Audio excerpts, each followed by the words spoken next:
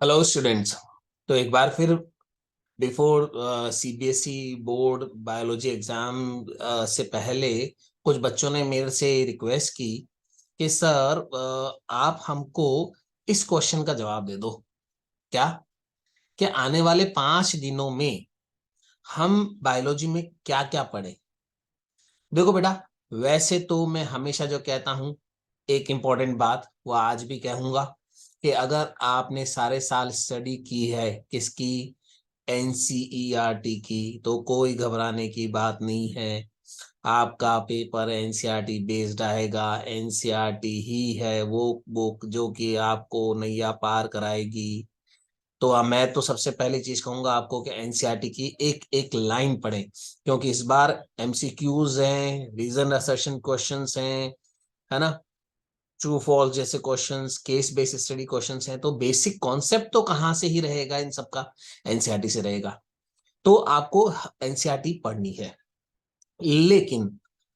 Last 5 days में कुछ sir important, जैसा मैं समझ गया आप लोग क्या कहना चाह रहे हैं कि सर कुछ ऐसे मोस्ट इंपॉर्टेंट क्वेश्चन बता दो जिनको एक बार देख लूं तो शायद कुछ आ जाए, है ना, जिनमें से कुछ क्वेश्चंस आ जाएं। तो अपन उसके बारे में बात करते हैं, लेकिन उससे पहले एक चीज समझ लो। आपने केमिस्ट्री का पेपर देख लिया, फिजिक्स का पेपर देख लिया, समझ में आ गया होगा। मैंने कई बार आपको ये चीज क्लासेस में भी बोली है कि डिजाइन ऑफ द पेपर इस बार बायोलॉजी का जो रहने वाला है वो कुछ इस तरह का रहने वाला है। क्या 50% क्वेश्चन जो आपके आएंगे वो आएंगे demonstrating the knowledge and understanding. Simple, बिल्कुल straightforward, knowledge based and understanding based question आएंगे। लेकिन तैयार हो जाओ, टाइट योर बेल्ट्स। 30% क्वेश्चंस आपके जो आएंगे वो एप्लीकेशन ऑफ नॉलेज, जो कुछ भी आपने पढ़ा है, जो कॉन्सेप्ट्स आपने पढ़े हैं उनकी एप्लीकेशन बेस्ड आएंगे। और 20% जो क्वेश्चंस आएंगे वो एनालिसिस, इवेल्युएशन, क्रिएशन, यानी केस बेस्ड स्टडी क्वेश्चन जो आपके दिए हुए हैं, या पेज बेस्ड क्वेश्चंस हैं, या इंटीग्रेटेड असेसमेंट क्वेश्चंस हैं, है ना, कॉम्पिटेंसी बेस्ड क्वेश्चंस हैं, है ना। ये क्वेश्चंस यहाँ पर आएंगे, डेफिनेटली आएंगे। फिजिक्स और केमिस्ट्री में आप देख चुके हो इस तरह के क्वेश्चंस आए हैं अच्छे। यानी करीबन 60% पेपर तो ऐसा था जो हर कोई कर सकता है, लेकिन 40% जो पेपर है उसमें आप तैयार हो जाओ कि आपने अगर सीरियसली स्टडी की है तो ही आप अच्छे से कर पाओगे। मैं ये नहीं कर रहा हूं नहीं कर पाओगे, आप अच्छे से कर पाओगे।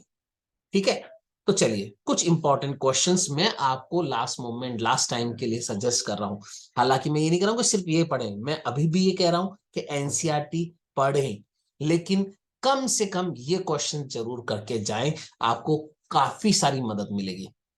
जैसे मैं चैप्टर नंबर 2 से स्टार्ट करता हूं सबसे पहले। तो चैप्टर नंबर 2 जब मैं स्टार्ट करता हूं तो वहां पर माइक्रोस्पोरोजेनेसिस है, मेगास्पोरोजेनेसिस है। माइक्रोस्पोरोजेनेसिस, मेगास्पोरोजेनेसिस, दो क्वेश्चंस ये हो गए, है ना। ओव्यूल का डेवलपमेंट है, ओव्यूल का डेवलपमेंट है। फीमेल गैमेटोफाइट का स्ट्रक्चर है, ओव्यूल का डेवलपमेंट या फीमेल गैमेटोफाइट का स्ट्रक्चर है।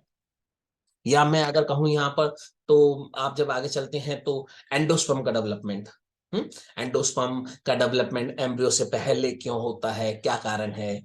एंडोस्पर्म का डेवलपमेंट कितने तरीके का होता है, याद है आपने, हमने cellular endosperm development, free nuclear endosperm development, helobial endosperm development पढ़ा था। तो वो क्या थे, कैसे होते थे, और उनके एग्जाम्पल्स भी अपन को लर्न करने, एग्जाम्पल्स याद रखने। एंडोस्पर्म के बेस पे सीड्स अपन ने क्लासिफाइड किए थे, endospermic seeds, non endospermic seeds. तो एंडोस्पर्मिक सीड्स में मोनोकॉट का एग्जांपल, डाइकॉट का एग्जांपल, या नॉन एंडोस्पर्मिक सीड में मोनोकॉट का एग्जांपल, डाइकॉट का एग्जांपल, कुछ इंपॉर्टेंट चीजों की यहाँ पर आएगी। फिर उसके बाद डबल फर्टिलाइजेशन क्या होता है। डबल फर्टिलाइजेशन में आप यहाँ पर जब बात करोगे तो सिंगैमी एंड ट्रिपल फ्यूजन क्या है। या पॉलिनेशन के बारे में अगर मैं यहाँ पर कहूँ तो पॉलिनेशन, जब हम बात करते हैं type of pollination, water pollination के लिए फ्लावर्स में, पॉलन ग्रेन में, या स्टिग्मा पर, या मेल कंप्लीट फ्लावर में क्या क्या कैरेक्टरिस्टिक्स होने चाहिए। या एनिमल के एनिमोफिली यानी एयर पॉलिनेशन के लिए फ्लावर में, पॉलन ग्रेन में, या फीमेल रिप्रोडक्टिव पार्ट में क्या क्या एडेप्टेशन या क्या कैरेक्टरिस्टिक्स होने चाहिए। वो सारे जैसे स्टिग्मा भाई फैदरी होनी चाहिए, या सरफेस एरिया ज्यादा होना चाहिए, या पोलन ग्रेन जो है लाइट इन कलर होने चाहिए, है ना, याद आ रहा है, कलर में डल होते हैं क्योंकि एयर के लिए कोई अट्रैक्टेंट नहीं चाहिए वगैरह। अगर ध्यान हो रहा हो तो वो वाले जो चीजें हमने की थी वो यहाँ पर। इंसेक्ट पॉलिनेशन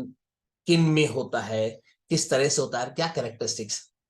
गाइटेनोगैमी, ऑटोगैमी, जीनोगैमी में डिफरेंस क्या है, क्यों गाइटेनोगैमी जो है genetically similar to cross pollination है, और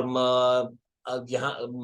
जो वो वाला क्वेश्चन था याद है ना, वो क्रॉस पॉलिनेशन की जैसे वो वाला, तो वो क्या है, एडाप्टेशंस जो है, एपोमिक्सिस, एपोमिक्सिस सीड, एपोमिक्टिस सीड्स कैसे हाइब्रिड सीड से ज्यादा बेटर हैं, या फ्रूट्स में जब आपने बात की थी तो जो पार्थिनोकार्पिक फ्रूट्स से वो फ्रूट्स क्या होते हैं, पार्थिनोकार्पिक फ्रूट्स के एग्जाम्पल क्या हैं, या फॉल्स फ्रूट्स के एग्जाम्पल्स क्या हैं,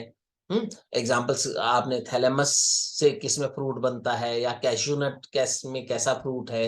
इस तरह के क्वेश्चंस, या एपोमिक्टिक, एपोमिक्सिस एंड पार्थिनोकार्पी में क्या डिफरेंस है, या एपोमिक्टिक सीड्स के एडवांटेजेस क्या हैं, ठीक है। ये कुछ इंपॉर्टेंट क्वेश्चन चैप्टर नंबर 2 में से जो कि आपके बन सकते हैं। या पेरिस्पर्म क्या है, पेरिस्पर्म क्या होता है, monocot seed and monocot dicot seed का डायग्राम्स, लेबल डायग्राम दे रखे हैं एनसीईआरटी में, वो वाले आपके डायग्राम्स आपको क्वेश्चन आ जाएगा। एंडोस्पर्मिक मोनोकोट सीड का डायग्राम बनाओ, नॉन एंडोस्पर्मिक मोनोकोट सीड का डायग्राम बनाओ, या एंडोस्पर्मिक डाइकोट सीड का डायग्राम बनाओ, या नॉन एंडोस्पर्मिक डाइकोट सीड का डायग्राम बनाओ, एम्ब्रियो डेवलपमेंट समझाओ इन डाइकोट प्लांट्स। तो ये कुछ इंपॉर्टेंट क्वेश्चन जो यहाँ से है। आते हैं अपने फिर अगले chapter number 3, reproduction in humans. Reproduction in humans के बारे में अगर मैं बात करता हूँ वहां पर, तो सबसे पहले डायग्राम्स, सारे के सारे डायग्राम्स बहुत इंपॉर्टेंट है। हाँ, मेल रिप्रोडक्टिव स्ट्रक्चर्स के पार्ट, टेस्टिस क्यों स्क्रोटम से बाहर होती है, टेस्टिस का फंक्शन क्या है, और कौन सा हार्मोन रिलीज होता है टेस्टिस से, कौन सी सेल्स टेस्टिस से ये हार्मोन रिलीज करती है, ट्रांसफर सेक्शन क्या है, सेमिनिफेरस ट्यूब्यूल्स क्या होती है, इंटरस्टिशियल सेल्स क्या होती है, लिडिक सेल्स किसका नाम है, कौन है जो टेस्टोस्टेरोन सिक्रीट करता है, कहाँ स्पर्म स्टोर होते हैं, कहाँ कैपेसिटेशन डेवलप होता है, कितना नंबर ऑफ वास डिफरेंस होता है, ग्लैंड्स कौन सी होती हैं, major contribution in the semen कौन सी ग्लैंड्स करती हैं, सेमिनल प्लाज्मा कौन बनाता है, सेमिनल प्लाज्मा क्या होता है, गैमेटोजेनेसिस में स्पर्मेटोजेनेसिस एंड oogenesis का पूरा स्ट्रक्चर जो लेबल डायग्राम एनसीईआरटी में दे रखे हैं स्टेप वाइज। हाँ, स्पर्मेटोजेनेसिस एंड oogenesis में डिफरेंसेस क्या हैं, स्पर्मेटोजेनेसिस एंड स्पर्मिएशन क्या होता है, स्पर्मेटिडोजेनेसिस एंड स्पर्मियोजेनेसिस क्या होता है, इन पे बेस कुछ न्यूमेरिकल वाले क्वेश्चंस भी आ सकते थे कि भाई एक प्राइमरी स्पर्मेटोसाइट से कितने स्पर्म बनेंगे, या एक सेकेंडरी स्पर्मेटोसाइट से कितने स्पर्म बनेंगे, या एक प्राइमरी oocyte से कितना ओवम बनेगा, जैसे क्वेश्चंस अपने डिस्कस किए थे, ये आ सकते हैं। मेंस्ट्रुअल साइकिल बहुत इंपॉर्टेंट क्वेश्चन है, मेंस्ट्रुअल साइकिल का प्रोसेस, मेंस्ट्रुअल साइकिल के अंदर ओवेरियन इवेंट्स क्या है, मेंस्ट्रुअल साइकिल के अंदर यूट्राइन इवेंट्स क्या है, मेंस्ट्रुअल साइकिल के अंदर पिट्यूटरी ग्लैंड से रिलीज होने वाले हार्मोन्स में क्या चेंजेस ऑब्जर्व करते हैं, क्या सारा पूरा प्रोसेस है, मेनोपॉज क्या होता है, मिनार क्या होता है, ये क्वेश्चन यहाँ पर आए। या आगे हम चले तो फर्टिलाइजेशन, फर्टिलाइजेशन कैसे होता है, ओवम का स्ट्रक्चर क्या है, ओवम के चारों की लेयर्स कौन सी है, ट्रांसफर सेक्शन ऑफ टीएस क्या होता है, graphene follicle, mature graphene follicle का स्ट्रक्चर क्या है, कौन सी लेयर है ग्राफिन फॉलिकल की जो कि ईस्ट्रोजन रिलीज करती है, प्रोजेस्टेरोन कौन रिलीज करता है, कब रिलीज होता है, कब एलएच का लेवल बढ़ता है, कब एफएसएच का लेवल बढ़ता है, कब प्रोजेस्टेरोन का लेवल कम होता है, कब प्रोजेस्टेरोन का लेवल बढ़ता है। ये कुछ छोटे छोटे से क्वेश्चन है जो कि आपको आने चाहिए, ठीक है। उसके बाद अगर जब मैं बात करता हूँ तो प्लेसेंटा क्या है, प्लेसेंटा कब बनता है, इम्प्लांटेशन कब होता है, जेस्टेशन पीरियड ह्यूमंस में कितना होता है, या प्लेसेंटा से रिलीज होने वाले हार्मोन्स क्या होते हैं, प्लेसेंटा से रिलीज होने वाले हार्मोन्स के फंक्शंस क्या होते हैं, एच लैक्टोजन जो है प्लेसेंटल लैक्टोजन क्या होता है, कर्विडेक्स टेस्ट क्या होता है, या ह्यूमन कोरियोनोगोनाडोट्रोफिक हार्मोन कौन सा है, रिलैक्सिन कहाँ से रिलीज होता है, ठीक है। फिर फीटल इजेक्शन रिफ्लेक्स क्या होता है, फीटल इजेक्शन रिफ्लेक्स क्यों न्यूरो एंडोक्राइन रिफ्लेक्स कहलाता है, ये कैसे परफॉर्म होता है, या एम्ब्रियोनिक डेवलपमेंट के दौरान होने वाले चेंजेस, 2 मंथ्स पे क्या चेंज आते हैं, 3 मंथ्स पे क्या चेंज आते हैं, 6 मंथ्स पे क्या आते हैं, 7 मंथ्स पे क्या आते हैं, ये इंपॉर्टेंट क्वेश्चन हो गए यहाँ पर। आगे आए अपन चैप्टर नंबर 4 में। तो चैप्टर नंबर 4 में कॉन्ट्रासेप्टिव्स क्या होते हैं, case based study questions, population based problems क्या है, सेक्स एजुकेशन स्कूल्स में हमको जो है लेनी चाहिए, स्टार्ट करनी चाहिए, नहीं करनी चाहिए, पॉपुलेशन एक्सप्लोजन से क्या मतलब है, मैटरनल मोर्टेलिटी से क्या मतलब है, इन्फेंट मोर्टेलिटी से क्या मतलब है, ठीक है। और कॉन्ट्रासेप्टिव्स, तो कॉन्ट्रासेप्टिव जब हम बात करते हैं कॉन्ट्रासेप्टिव्स, तो डिफरेंसेस, बैरियर कॉन्ट्रासेप्टिव्स क्या होते हैं, हार्मोनल पिल्स क्या होती हैं, सहेली में और स्टीरॉयडल पिल्स जो ओरल पिल्स होती हैं उनमें क्या डिफरेंस है, कैसे फंक्शन करते हैं, आईयूडीज क्या होते हैं, हार्मोनल आईयूडीज क्या होती हैं, कॉपर आईयूडीज क्या होती हैं, उनके एग्जाम्पल्स आपको याद होना चाहिए, मल्टीलोड कौन सी आईयूडी है, या प्रोजेस्टासर्ट कौन सी आईयूडी है, या कॉपर टी कौन से तरह की आईयूडी है, दोनों के फंक्शंस में डिफरेंस क्या है, कैसे काम करते हैं, कैसे temporary contraceptives permanent contraceptive method से डिफरेंट है, मेडिकल टर्मिनेशन ऑफ प्रेगनेंसी क्या होती है, मेडिकल टर्मिनेशन ऑफ प्रेगनेंसी एक डॉक्टर के सजेशन पे कब की जा सकती है, कब मिनिमम 2 डॉक्टर का सजेशन ओपिनियन सेम होनी चाहिए मेडिकल टर्मिनेशन ऑफ प्रेगनेंसी के लिए, medical termination pregnancy of act कब आया था, उसमें अमेंडमेंट कब किया गया था, ठीक है। कुछ इंपॉर्टेंट क्वेश्चन आ गए यहाँ पर, किया है, या फिर मैंने एक अलग से वीडियो बना भी रखा है, आप देखना उस पे, है ना, ART असिस्टेड रिप्रोडक्टिव टेक्निक्स क्या क्या है, उन असिस्टेड रिप्रोडक्टिव टेक्निक्स की डिटेल्स वहां पर अलग अलग, इंट्रासाइटोप्लाज्मिक स्पर्म इंजेक्शन क्या होता है, या गिफ्ट क्या होता है, या जिफ्ट क्या होता है, या IUT क्या होता है, उस पर मैंने वीडियो भी बना रखा है, आप उसको देख सकते हैं। ये क्वेश्चंस यहाँ पर इंपॉर्टेंट क्वेश्चंस हो गए हैं। तो इसके बाद आते हैं जेनेटिक्स। जेनेटिक्स में मेंडल्स लॉ जितने भी है, लॉ ऑफ सेग्रीगेशन क्या है, लॉ ऑफ इंडिपेंडेंट असॉर्टमेंट क्या है, उनकी जीनोटाइप फिनोटाइप क्या होता है, क्रॉस बैक क्रॉस क्या होता है, टेस्ट क्रॉस क्या होता है, अलील्स किसको कहते हैं, मल्टीपल एलेलिज्म क्या होता है, मल्टीपल एलील को एक्सप्लेन करो एग्जांपल के साथ, पॉलीजेनिक इनहेरिटेंस क्या होती है, किस में देखी जाती है, कैसा एग्जांपल है, प्लियोट्रॉपिक का एग्जांपल दो, प्लियोट्रॉपिक का एग्जांपल एनसीईआरटी में से आपने जो पढ़ा है वो बताओ, फिनाइल कीटोन्यूरिया किस तरह का इनहेरिटेंस शो कर रहा है, या स्किन कलर किस तरह का इनहेरिटेंस शो कर रहा है, मेंडेलियन डिसऑर्डर्स क्या होते हैं, क्रोमोसोमल डिसऑर्डर्स क्या होते हैं, सिकल सेल एनीमिया किस तरह का डिसऑर्डर है, हीमोफीलिया किस तरह का डिसऑर्डर है, क्यों होता है, हीमोफीलिया के क्या कैरेक्टरिस्टिक्स है, क्यों होता है, कैसे इनहेरिटेंस उसकी हीमोफीलिया की होगी, अगर एक फादर हीमोफिलिक है, मदर कैरियर है, तो बच्चों में हीमोफीलिया होने के चांसेस या प्रोबेबिलिटी कितनी है, ठीक है। इस तरह के क्वेश्चंस, क्यों सिकल सेल एनीमिया जो है ट्रॉपिकल एरियाज में जो है बेनिफिशियल करेक्टर या एडवांटेजियस करेक्टर है, फिनाइल कीटोन्यूरिया क्या होता है, कैसे सिकल सेल एनीमिया थैलेसीमिया से डिफरेंट है, थैलेसीमिया किससे होता है, सिकल सेल एनीमिया का क्रोमोसोम जीन कौन से क्रोमोसोम पर होता है, कौन सा क्वांटिटेटिव डिसऑर्डर है, कौन सा क्वालिटेटिव डिसऑर्डर है, इन दोनों में से, ठीक है। क्रोमोसोमल डिसऑर्डर्स क्या होते हैं, क्लिनफेल्टर सिंड्रोम क्यों, कैसे, कब और क्या सिम्टम्स, टर्नर सिंड्रोम क्यों, कैसे, कब और क्या सिम्टम्स, डाउन सिंड्रोम क्यों, कैसे, कब और क्या सिम्टम्स, कुछ इंपॉर्टेंट क्वेश्चंस आ गए यहाँ पर से। फिर उसके बाद जब हम आते हैं आगे चैप्टर 6, चैप्टर 6 में तो अब आपको क्या कहूंगा, एक एक लाइन जो है चैप्टर 6 की इंपॉर्टेंट है, हर एक लाइन में से एक क्वेश्चन बन जाता है, हर एक लाइन में से एक क्वेश्चन है, कुछ भी नहीं छोड़ा जा सकता। बट स्टिल उसके बावजूद भी अगर मैं कहूँ तो लैक ऑपरेंट मॉडल वहां से है, डीएनए फिंगरप्रिंटिंग वहां से है, ह्यूमन जीनोम प्रोजेक्ट्स के जो सेलिएंट कैरेक्टरिस्टिक्स हैं बहुत इंपॉर्टेंट है, ह्यूमंस का ह्यूमन जीनोम प्रोजेक्ट किया गया तो कौन सा मेथड अडॉप्ट किया गया था, सीक्वेंस एनोटेशन किया गया था, या दूसरा वाला मेथड जो है वो वहां पर काम में लिया गया था, ह्यूमन जीनोम प्रोजेक्ट के अलावा और कौन कौन से प्रोजेक्ट्स हैं जो कि किए जा चुके हैं, या रेप्लिकेशन क्या होता है, रेप्लिकेशन की मैकेनिज्म पूरी जो है वो, रेप्लिकेशन किस तरह का होता है, सेमी कंजर्वेटिव होता है, कंजर्वेटिव होता है, या कैसा होता है, डिस्पर्सिव होता है, मैकेनिज्म, मेसल्सन एंड स्टॉल एक्सपेरिमेंट क्या होता है, हार्शी चेज एक्सपेरिमेंट क्या था, ग्रिफिथ्स का एक्सपेरिमेंट क्या था, या ट्रांसलेशन क्या होता है, ट्रांसलेशन के स्टेप्स क्या थे, पूरा मैकेनिज्म, या ट्रांसक्रिप्शन क्या है, ट्रांसक्रिप्शन के पूरे प्रोसेस, टेम्पलेट डीएनए क्या होता है, कोडिंग डीएनए स्ट्रैंड क्या होता है, ट्रांसक्रिप्शन यूनिट क्या होती है, हम्म बहुत सारे क्वेश्चंस, बहुत सारे क्वेश्चन, यूटीआरस क्या होते हैं, अनट्रांसलेटेड रीजंस क्या होते हैं, इंट्रॉन्स क्या होते हैं, यूटीआरस कहाँ होते हैं, एंजाइम्स के फंक्शंस याद करो, डीएनए पॉलीमरेज एंजाइम के लिमिटेशंस क्या है, आरएनए पॉलीमरेज एंजाइम के टाइप क्या है, आरएनए पॉलीमरेज एंजाइम 1 क्या करता है, आरएनए पॉलीमरेज एंजाइम 2 क्या करता है, आरएनए पॉलीमरेज एंजाइम 3 क्या करता है। ठीक है, फिर आए हम वहां पर आगे, तो जब चैप्टर नंबर 7 में आए तो ह्यूमन इवोल्यूशन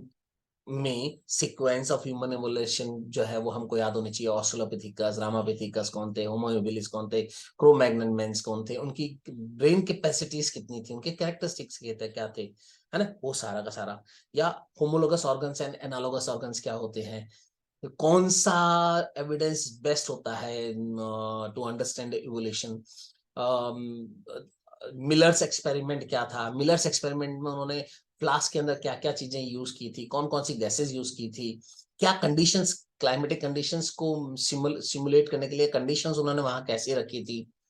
अर्थ का ओरिजिन कब हुआ था, यूनिवर्स कब बना था हमारा, लाइफ सबसे पहली बार अर्थ पे कब आई थी, प्रोकैरियोट सबसे पहले कब आए थे, यूकैरियोट सबसे पहले कब आए थे, एम्फीबियंस कब आए, इन्वर्टिब्रेट्स लैंड पे सबसे पहली बार कब बने, है ना, एडेप्टिव रेडिएशंस क्या होती है, मार्सुपियल्स में एडेप्टिव रेडिएशंस को जो है कन्वर्जेंट इवोल्यूशन को समझाओ, डाइवर्जेंट इवोल्यूशन को समझाओ। ठीक है, ये कुछ इंपॉर्टेंट क्वेश्चन थे जो कि यहाँ पर थे। ऐसे ही अगर मैं आगे कहूं तो चैप्टर नंबर या अच्छा इसमें एक और रह गया यहाँ पर, अभी देखो बहुत इंपॉर्टेंट है, हार्डी वीनबर्ग लॉ क्या होता है, factors which affecting the Hardy Weinberg laws क्या थे वो, सिलेक्शन, नेचुरल सिलेक्शन क्या होता है, डायरेक्शनल सिलेक्शन क्या होता है, स्टेबलाइजिंग सिलेक्शन क्या होता है, उसके एग्जाम्पल्स आपसे पूछे जा सकते थे। Chapter 8 various bacterial diseases, viral diseases, protozoans होने वाली डिजीजेज जो थी उनके सिम्टम्स थे वो, इम्यूनिटी, है ना,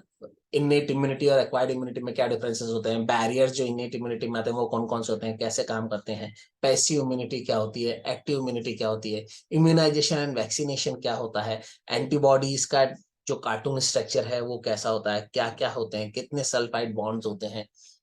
ठीक है, कैंसर के बारे में अगर हम कहते हैं तो कैंसर क्या है, मेटास्टेसिस क्या होती है, मैलिग्नेंट कैंसर और बेनाइन कैंसर में क्या डिफरेंसेस हैं, कैरेक्टरिस्टिक्स क्या होते हैं, कैंसर को कैसे डायग्नोस किया जा सकता है, कैंसर के पॉसिबल ट्रीटमेंट्स क्या हैं,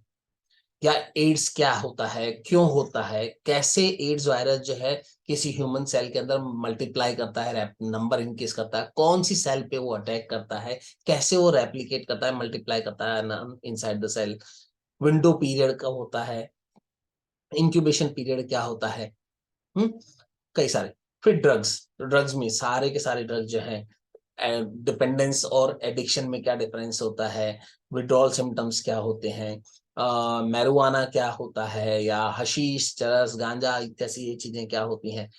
पॉपी प्लांट से क्या मिलते हैं, मॉर्फिन्स क्या होती हैं, मॉर्फिन का स्ट्रक्चर कैसा होता है ना, मॉर्फिन्स का इफेक्ट कहाँ होता है हमारी बॉडी में, या कैनाबिनॉइड्स का इफेक्ट हमारी बॉडी में कौन से सिस्टम्स पे या कहाँ पर काम करता है, ये सारे के सारे। पीयर प्रेशर कैसे जो है एक एडोलेसेंस एज में किसी को ड्रग एडिक्शन की तरफ प्रमोट करता है, कैसे इन सारे पीयर प्रेशर से बचा जा सकता है, एटसेट्रा एटसेट्रा यहाँ पर इसके अंदर। तो ये चैप्टर 8 तक मैंने यहाँ पर जो है कुछ इंपॉर्टेंट क्वेश्चंस बोले, पहले आप इनको करें। ठीक है, उसके बाद चैप्टर 10 पे आए। चैप्टर 10 में अगर आप देखो तो माइक्रोब्स इन ह्यूमन वेलफेयर में जो केमिकल्स वाला पार्ट है, केमिकल वाला है, आप याद करो साइक्लोस्पोरिन था, या proteases enzymes and cellulase enzymes वगैरह का है कि क्यों जो है बॉटल्ड जूस जो है फ्रेश जूस से डिफरेंट है, कैसे है, या स्टैटिन किससे निकलता है, क्या काम करता है, या साइक्लोस्पोरिन किस माइक्रोब से निकाला जाता है, इसका क्या फंक्शन है, क्लॉट बस्टर्स क्या होते हैं, कोलेस्ट्रॉल रिड्यूसिंग एजेंट कौन सा है, या एसिटिक एसिड जो है कौन से माइक्रोब से निकलता है, जैसे क्वेश्चंस वहां पर थे। फिर उसके बाद था वहां पर एंटीबायोटिक्स क्या होते हैं, एंटीबायोटिक्स कैसे काम करते हैं, और एंटीबायोटिक्स की डिस्कवरी किसने की थी, एंटीबायोटिक्स का मेडिसिनल यूज किसने बताया था। उससे आगे हम चलते हैं यहाँ पर तो सीवेज ट्रीटमेंट प्लांट्स में माइक्रोब्स का यूज क्या है, प्राइमरी सीवेज ट्रीटमेंट क्या होता है, सेकेंडरी सीवेज ट्रीटमेंट क्या होता है, फ्लॉक्स क्या होते हैं, प्राइमरी एंड सेकेंडरी ट्रीटमेंट में क्या डिफरेंसेस हैं, बायोलॉजिकल ऑक्सीजन डिमांड क्या होती है। ठीक है, ये कुछ क्वेश्चंस वहां पर आए। फिर उसके बाद बायो फर्टिलाइजर्स एंड वहां पर उसके अंदर आपके जो है